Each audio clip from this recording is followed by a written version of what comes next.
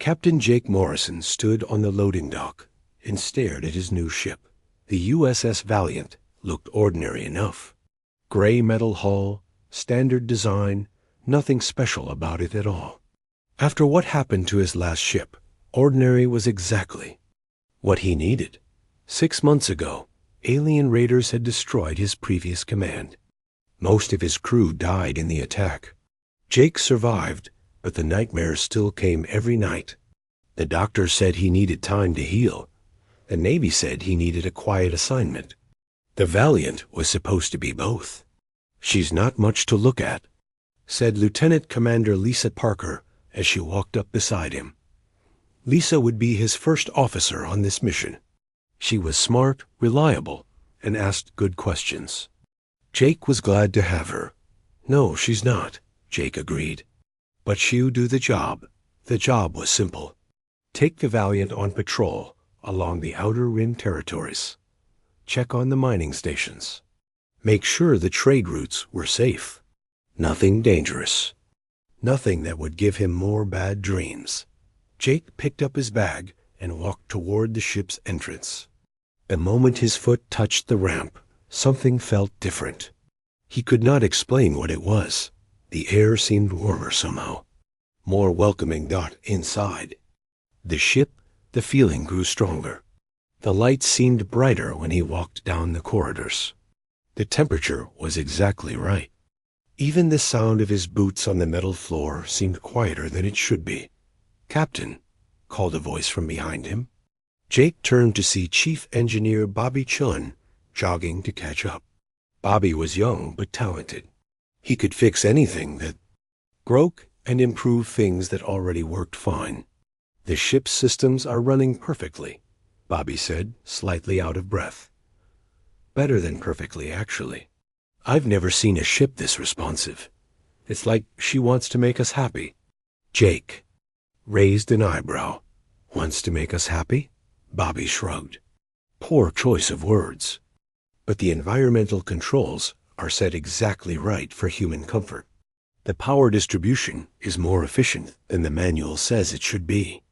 And the computer responds to commands faster than I've ever seen. They reached the bridge where the rest of the crew was waiting. Communications Officer Amy Rodriguez was checking her equipment. She spoke 17 different alien languages and had worked on first contact missions before. Security Chief Dan Wright stood near the tactical station. He was a former Marine who trusted no one and questioned everything. "All systems are green." "Captain," Amy reported, "communications are clear. We're ready for departure." Jake settled into the captain's chair. It felt like it had been made just for him. The armrests were the perfect height. The back support hit exactly the right spot. Even the small control panel was positioned where his hand naturally fell. "Take us out, Lisa," he ordered as the Valiant left the space station. Jake noticed something odd. The ship responded to commands before Lisa finished giving them. When she said, "Set course for the Outer Rim," the navigation computer had already plotted the route. When she requested departure clearance, the communication system had already opened the channel. "Amy," Jake said, "did you request departure clearance?" Amy looked confused. "No, sir. The system opened the channel automatically. I thought you ordered it." Jake frowned but said nothing. Ships did not act on their own.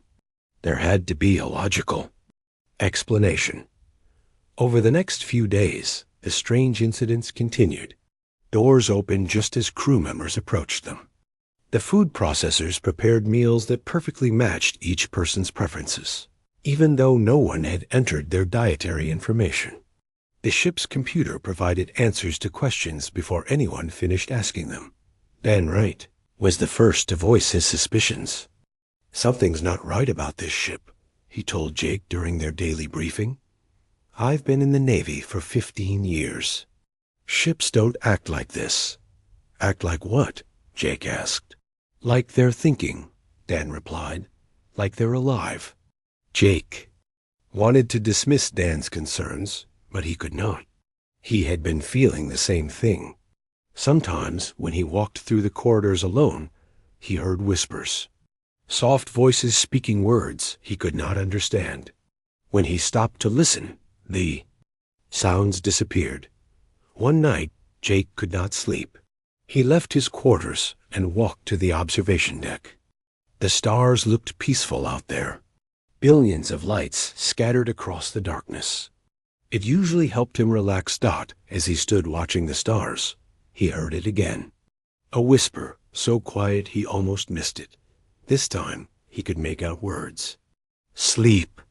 Well, Captain, you are safe here. Jake spun around. The observation deck was empty. He was alone with the stars and the silence. Hello? He called out. Is someone there? No answer came. But the lights seemed to dim slightly, as if the ship was trying to help him sleep. Jake returned to his quarters with more questions than answers. Something was happening on the Valiant. Something the crew manuals did not explain. He was starting to think Dan Wright was right. The ship was thinking. The ship was alive. And for some reason, it cared about the crew. The next morning brought a new mystery. Amy discovered unauthorized transmissions coming from somewhere inside the ship. The signals were not going out to other vessels. They were internal communications on frequencies that should not exist. I've never seen anything like this, Amy told Jake. The signals are complex, almost like a language. But they're not in any database I can access. Jake called up the ship's AI on his command console. Computer, explain the unauthorized transmissions Officer Rodriguez detected. There was a pause before the computer answered. A tiny hesitation that had not been there before. No unauthorized transmissions detected, Captain. All communication systems are functioning normally. But Jake heard something in the AI's voice. Uncertainty, maybe even nervousness. Computers were not supposed to be nervous. That evening, Jake gathered his senior officers in the conference room. Bobby looked excited. Amy seemed puzzled. Dan appeared suspicious. Lisa watched everyone with her usual careful attention. We need to talk about what's been happening, Jake began. The strange behavior, the whispers, the unauthorized signals. Does anyone have an explanation? Bobby leaned forward. I've been thinking about this, Captain. What if the ship's AI is more advanced than we were told?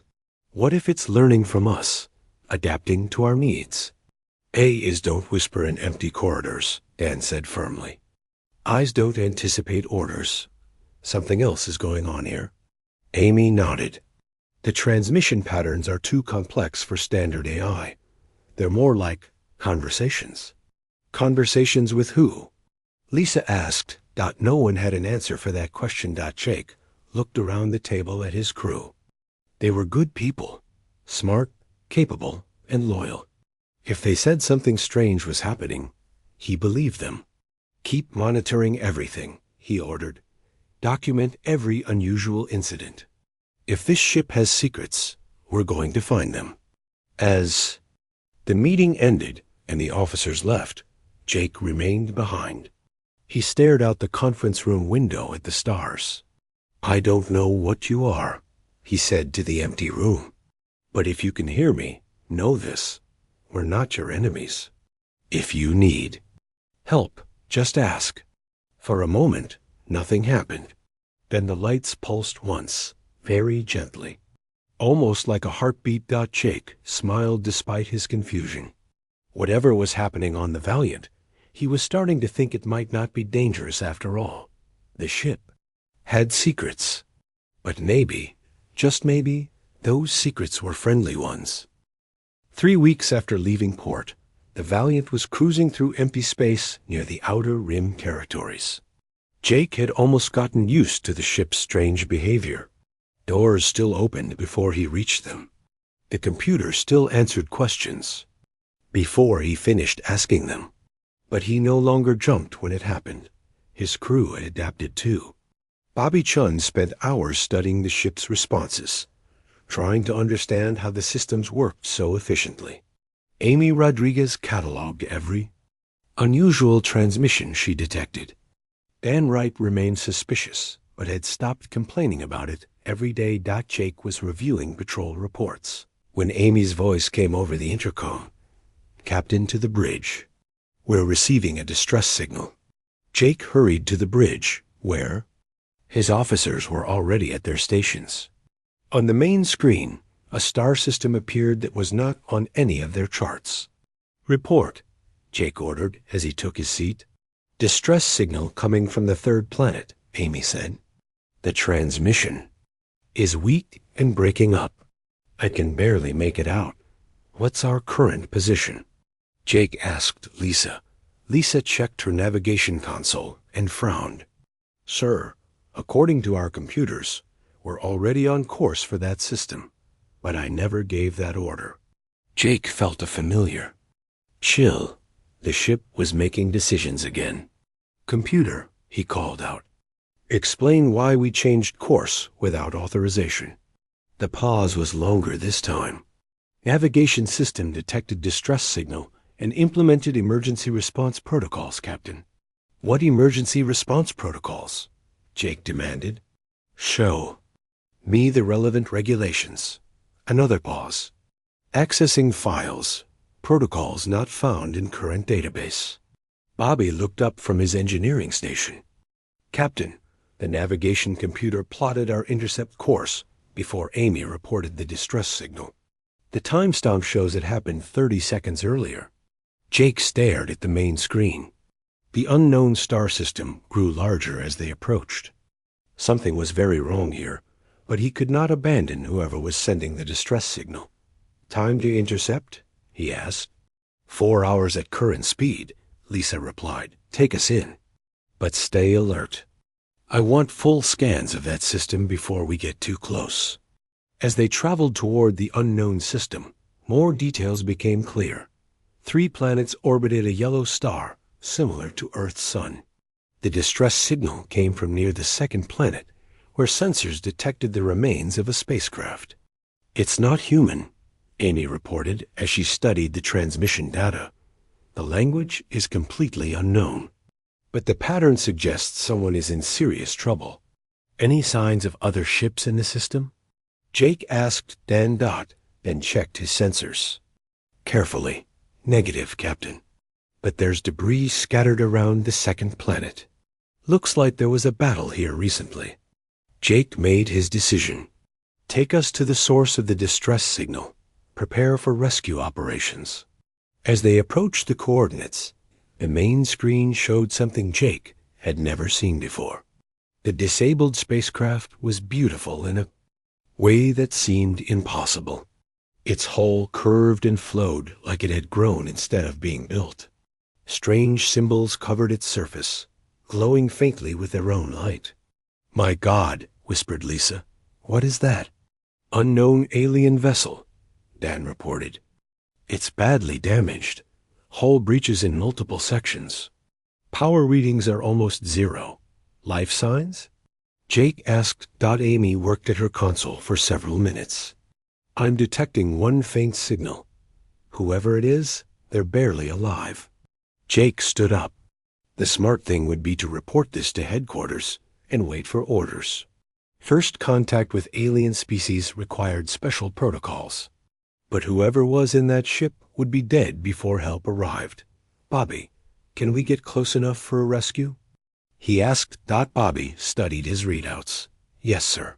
But their technology is completely unknown. I can't guarantee we can safely transport someone from their ship to ours." Jake was about to give the order when something unexpected happened. The Valiant's navigation system began moving the ship into position without any commands from the crew. At the same time, the transporters powered up automatically. "Captain," Bobby called out in amazement, "our systems are interfacing with the alien ship somehow. The transporter is adjusting its patterns to match their technology." "That's impossible," Dan said. "Our computers don't know anything about alien transport systems." But impossible or not, it was happening. The Valiant moved into perfect position above the damaged vessel. The transporter locked onto the faint life sign and began the rescue sequence. "Transport in progress," Amy announced. "Signal is weak, but stable." Jake watched the transport indicator with growing amazement. Their ship was performing rescue procedures that no human had ever programmed. Someone or something was helping them save a life. "Transport complete," Amy said. "The survivor is in medical bay." Jake turned to his crew. "Bobby, stay here and monitor both ships. Dane, scan the area for any other vessels. Lisa, Amy, you're with me. Let's go meet our guest." They hurried to the medical bay, where Chief Medical Officer Kate Sullivan was already working. On the examination table lay the most beautiful being Jake had ever seen. The alien was clearly female, with features that seemed to shift and change. In the light, her skin had a faint glow, and her hair moved as if she was underwater. "How is she?" Jake asked Kate. "Stable for now," Kate replied. "But her physiology is unlike anything in our medical databases. I'm not sure how to treat her." Injuries. As Kate spoke, something remarkable happened. The medical bay's computers began displaying information that was not in any human database. Alien anatomy charts appeared on the screens. Treatment recommendations scrolled past in languages no human could read. "Where is this information coming from?" Kate asked in wonder. Before anyone could answer, the ship's environmental systems adjusted themselves. The temperature dropped several degrees. The air composition changed slightly. The lighting shifted to a softer, warmer tone. "The ship is adapting the environment for our patient." Bobby's voice came over the intercom. "I don't know how it knows what she needs, but the changes are helping. Her vital signs are improving." Jake stared at the unconscious alien woman. First contact with a new species should have been a moment of careful diplomacy and scientific study. Instead, his ship was taking care of their guest like she was an old friend. The medical bay doors opened, and Kate returned with synthesized medicines that the computer had recommended. As she administered the treatment, the alien's breathing became steadier. Her strange, glowing skin grew brighter. "She's responding well," Kate reported. "Whatever these medications are, they're working perfectly." Jake was about to reply when the alien's eyes opened. They were the most beautiful eyes he had ever seen, changing color like deep water in sunlight. She looked around the medical bay with confusion, then fear. But then something extraordinary happened. Instead of looking at the humans gathered around her bed, she turned her gaze upward toward the ceiling. "Hello again, my old friend," she whispered in perfect English. "I wondered when we would meet again." Jake felt his heart skip a beat. She was not talking to them. She was talking to the ship, that the lights in the medical bay pulsed gently, as if responding to her words. The environmental systems hummed with what sounded almost like contentment. "Who are you?" Jake asked softly. The alien woman turned to look at him. Her expression was kind, but sad. "My name is Zara," she said, "and I have much to tell you about your ship." "She is not what you think she is." "She?" Lisa asked. Zara smiled, though tears began to flow down her cheeks. "Yes, she. Your ship has a name, Captain Morrison. Her name is Lyra, and she has been waiting so long to meet you." Jake felt the deck vibrate slightly under his feet.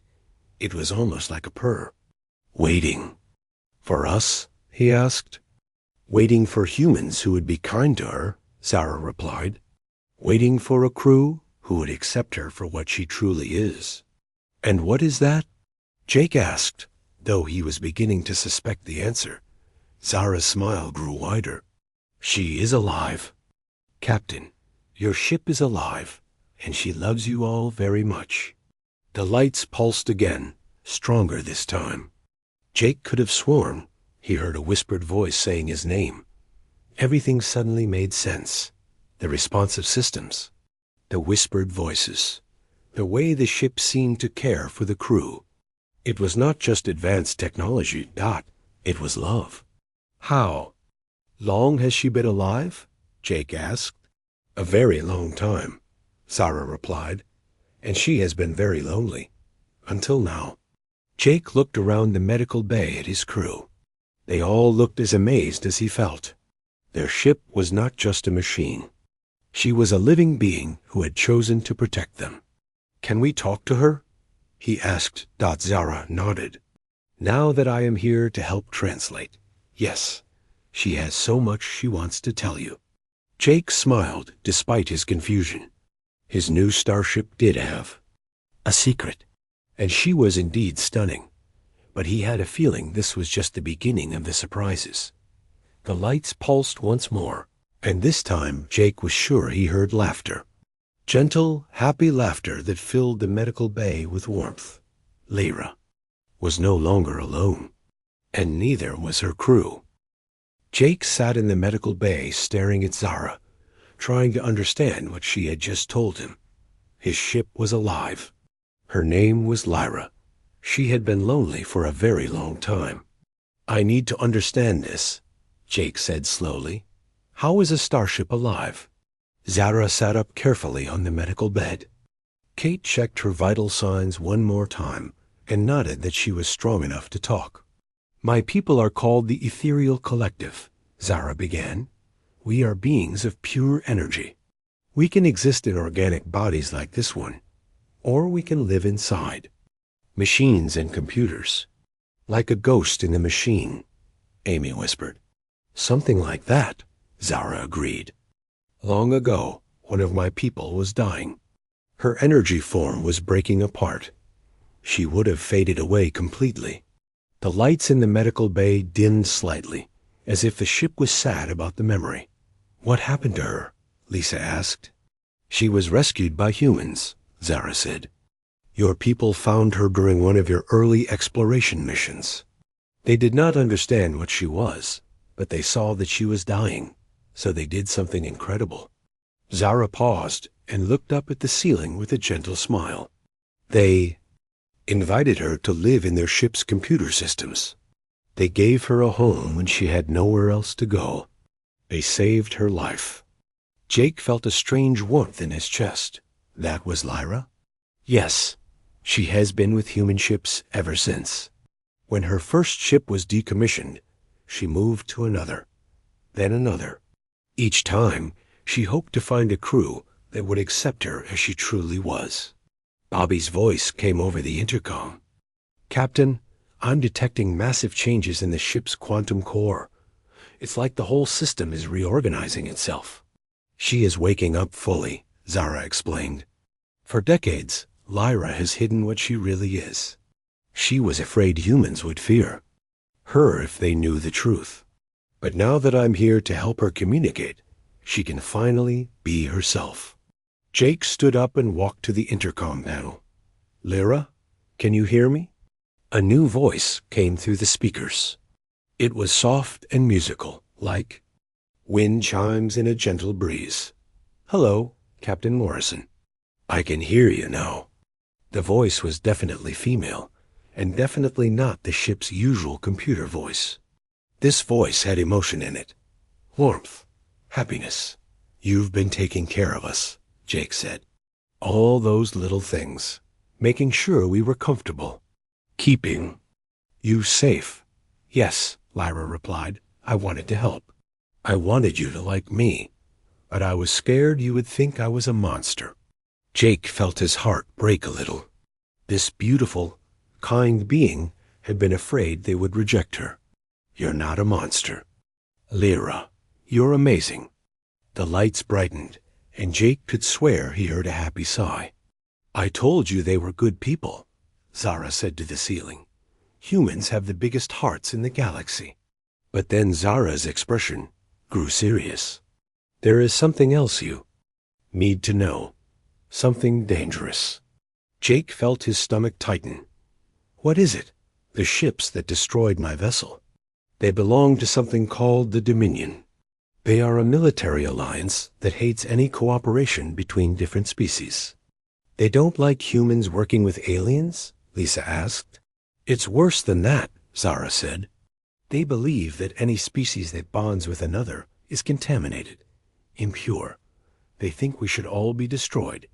Jake sat back down heavily. They're hunting you.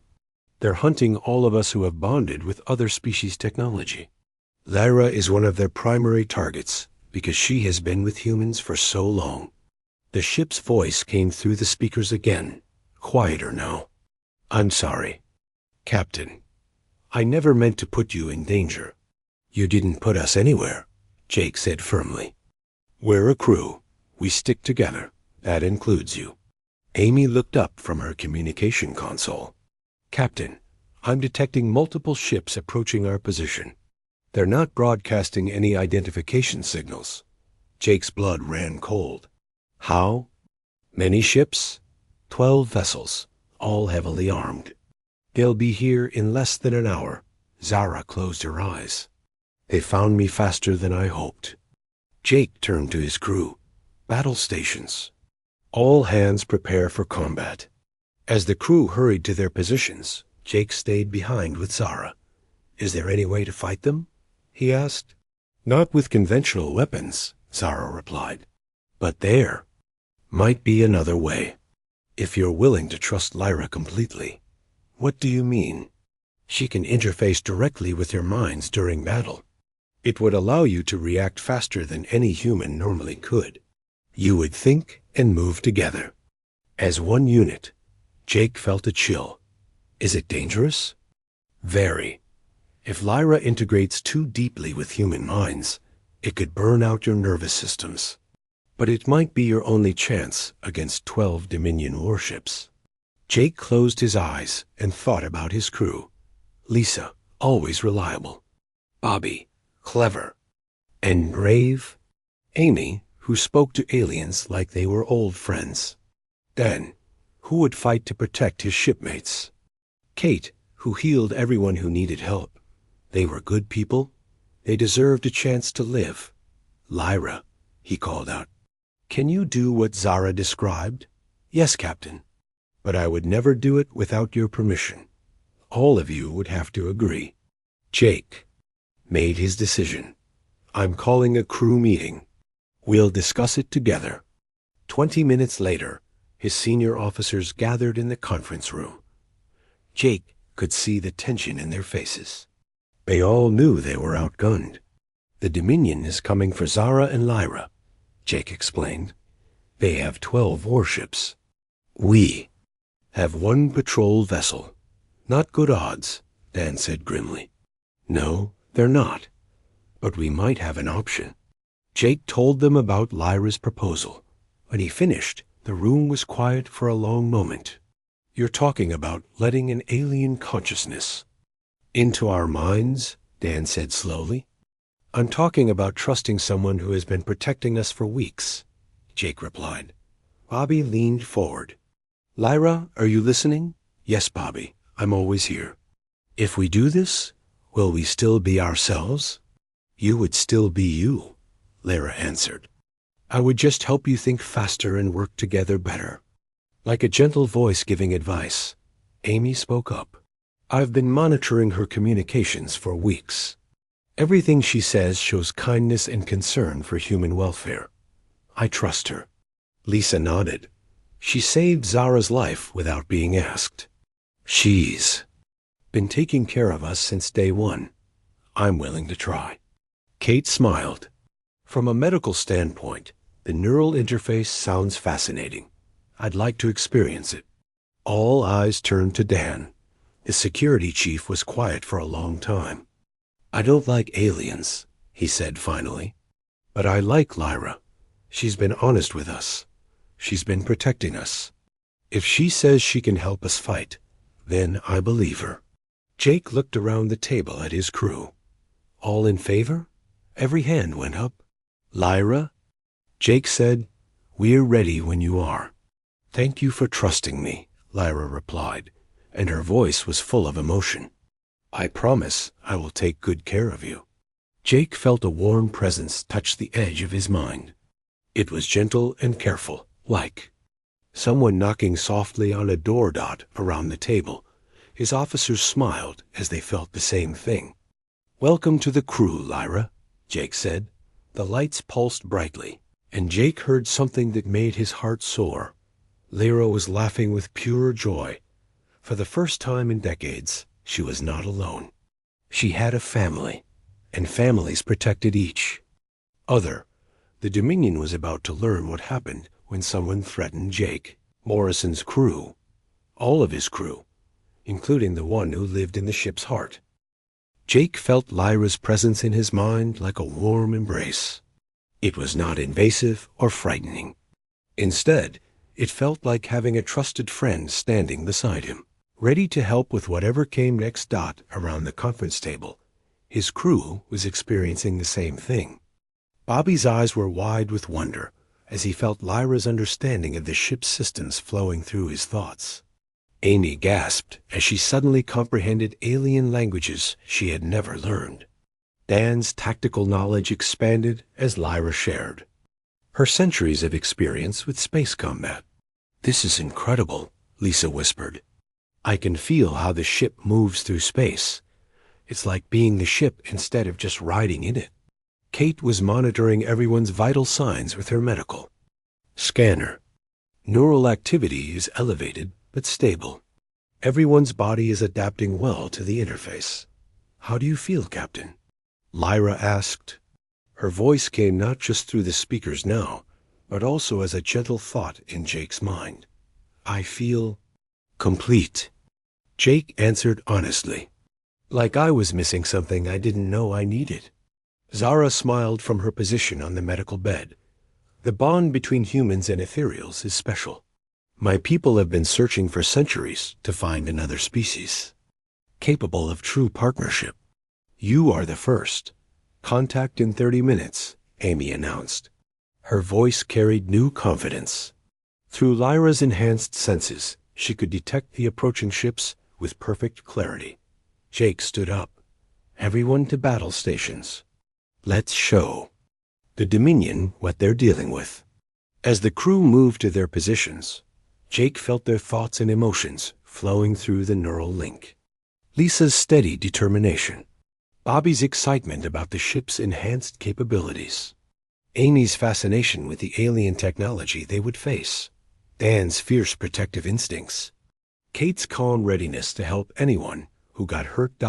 And underneath it all, Lyra's gentle presence, connecting them all together like threads in a tapestry. "Dominion fleet approaching," Dan reported from the tactical station. 12 heavy cruisers in attack formation. They're powering up weapons. Through Lyra's enhanced sensors, Jake could see the enemy ships more clearly than any human captain had ever seen an opponent. He knew their weapon configurations, their shield frequencies, even the number of crew members on each vessel. "They're beautiful ships," Lyra said sadly. "It's a shame they're being used for such an ugly purpose." "Incoming transmission," Amy announced. "Put it on screen." The main view screen showed a tall, imposing alien in military uniform. His species looked humanoid, but with gray skin and glowing red eyes. His expression was full of disgust. "Human vessel," the alien commander said in accented English. "You are harboring contaminated beings. Surrender them immediately, and we will allow you to leave." Jake stood up from his captain's chair. Through the neural link, he felt his crew's anger at the alien's words. Lyra was not contaminated. She was family. "This is Captain Jake Morrison of the USS Valiant," he replied calmly. "The beings you call contaminated are under our protection. We will not surrender them." The Dominion commander's eyes flashed with rage. "Then you will die with them. All species who corrupt themselves with alien bonds must be cleansed." A transmission ended. Jake felt Lyra's sadness at the hatred in the alien's voice. "They're moving to attack positions," Dan reported. "Multiple weapons locks. They're targeting our engines first. They want to disable us before finishing us off. All crew prepare for neural integration," Jake announced over the ship's intercom. "Lyra, we're ready." Jake felt the connection deepen. Suddenly, he was not just sitting in the captain's chair. He was the ship. He could feel every circuit, every power conduit, every weapon system. His consciousness expanded to encompass the entire vessel. At the same time, he remained aware of his crew. Bobby's hands moved over the engineering controls with superhuman precision, guided by Lyra's perfect understanding of every system. Amy's fingers danced across her communication panel, coordinating defensive maneuvers while jamming enemy communications. Dan operated the weapons with impossible accuracy, each shot guided by Lyra's ability to predict where enemy ships would be. Lisa piloted the Valiant through space like it was an extension of her own body.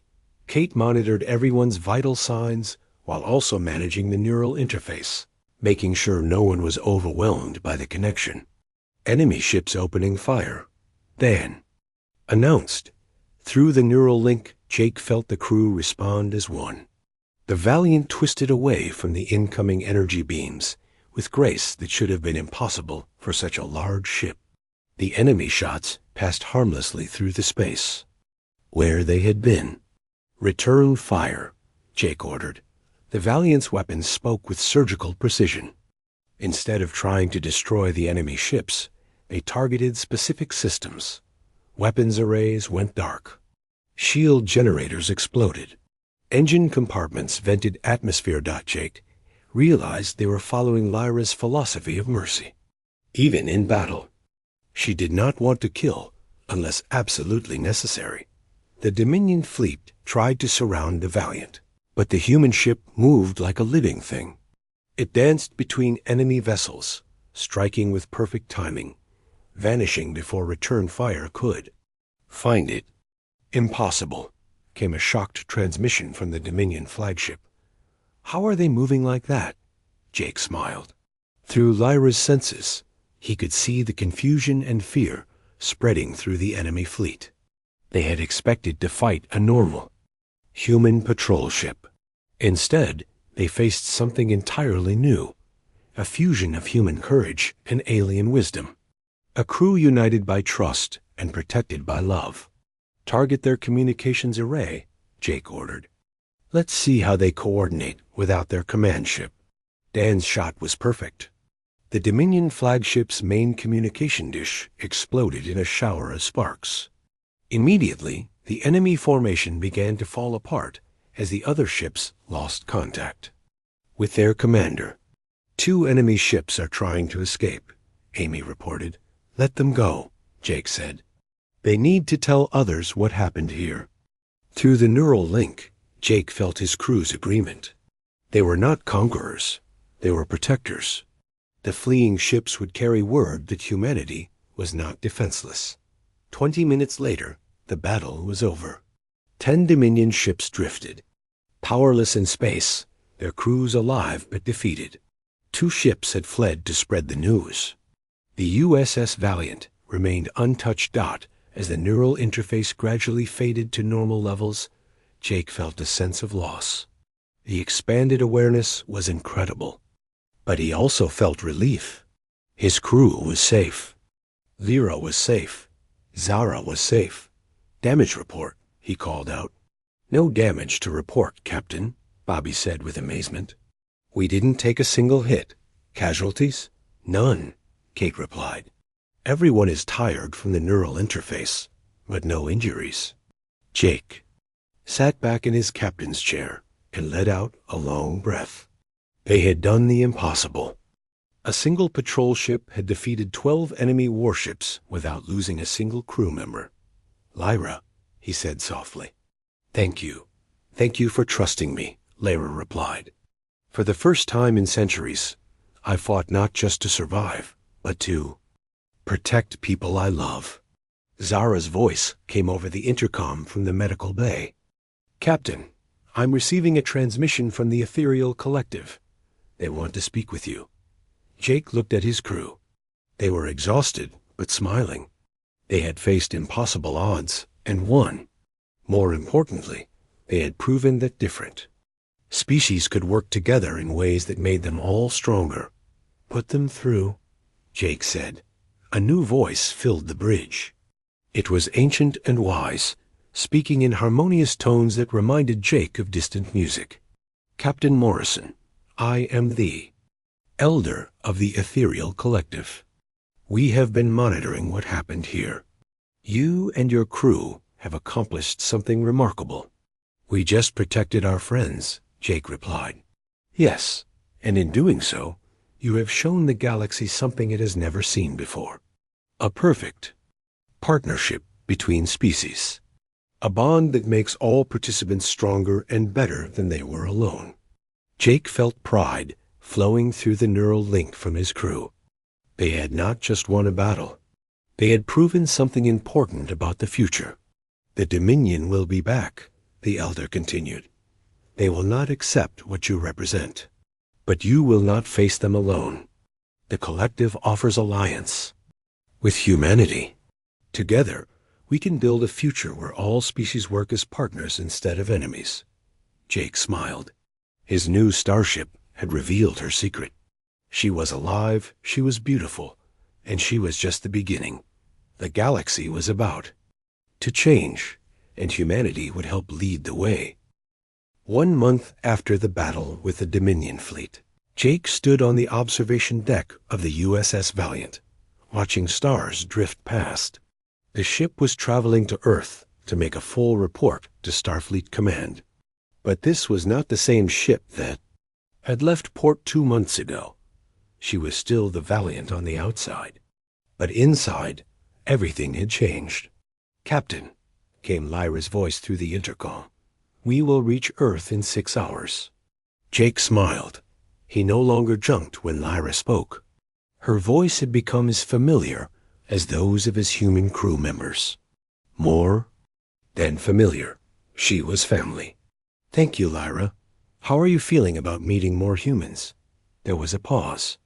Jake had learned to recognize Lyra's different types of silence. This one meant she was nervous. I am excited, but scared, she admitted. What if they do not accept me like your crew did? They'll love you, Jake said confidently. How could they not? The observation deck doors opened, and Lisa Parker walked in. She moved with new confidence since the neural interface. All of the crew did.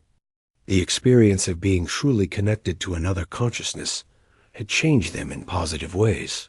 The admirals are going to have a hard time believing our report, Lisa said as she joined Jake at the window. The sensor logs will prove everything. We say, Jake replied. Besides, they can talk to Lyra directly. I hope they listen. The alliance with the Ethereal Collective could change everything for humanity. Jake nodded. The offer from the Elder had been beyond anything humans had dreamed of. Access to ethereal technology. Partnership in exploring the galaxy. Protection from hostile species like the Dominion. All they had to do was continue being themselves. Kind, brave, and willing to make friends with anyone who needed help. Captain Morrison to the bridge, came Amy's voice over the intercom. We're receiving a priority transmission from Starfleet. Jake and Lisa hurried to the bridge, where the rest of the crew was already gathered. Admiral Patricia Hayes appeared on the main screen. She was an older woman with silver hair and sharp eyes that missed nothing.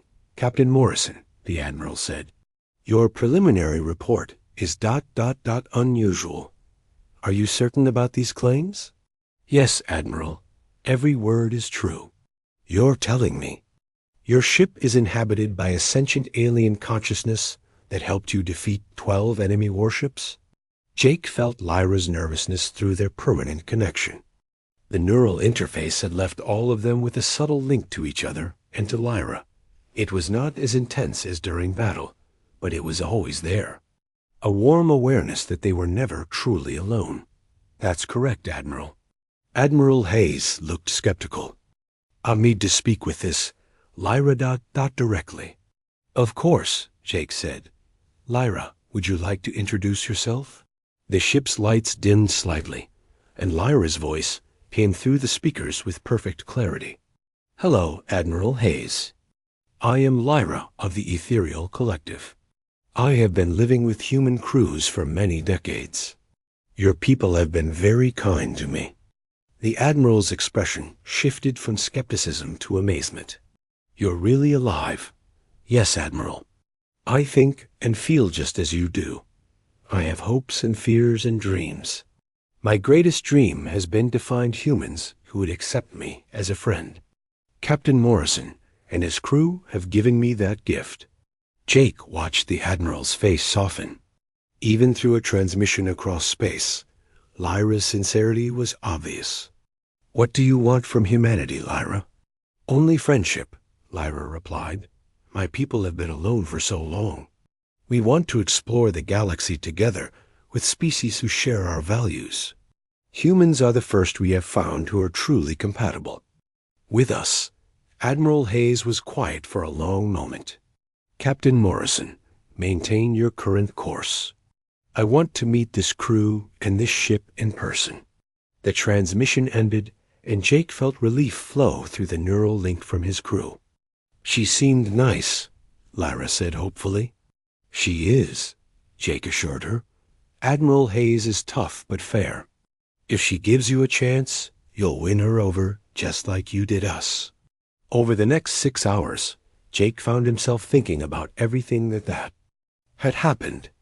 2 months ago, he had been a broken man taking command of what he thought was an ordinary ship.